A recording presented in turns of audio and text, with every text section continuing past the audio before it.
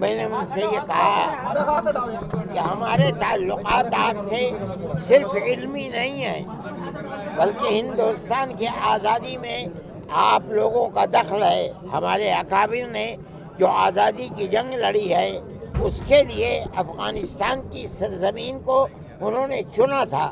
وہاں جا کر کے آپ کے یہاں انہوں نے جلا وطن حکومت بنائی، جس کے مولانا راجہ مہندر پرتاپ اور اسی طرح مولانا برکت اللہ، اسی طرح مولانا عبید اللہ سندھی، کوئی صدر ہے، کوئی وزیر اعظم ہے، کوئی وزیر خارجہ ہے۔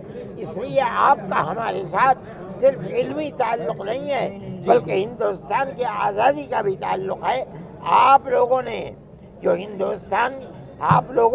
جنگ آزادی میں امریکہ جیسی طاقت اور روس جیسی طاقت کو دھول چٹوائی ہے، ہندوستان کے اندر ہمارے اکابر نے سب سے بڑی طاقت جو برطانیہ کی طاقت تھی اس کو دھول چٹوائی ہے۔ آپ نے یہ سبق ہم سے، ہمارے بزرگوں سے سیکھا اور آپ اس میں کامیاب ہوئے۔ آپ سے پہلے ہم کامیاب ہوئے تھے۔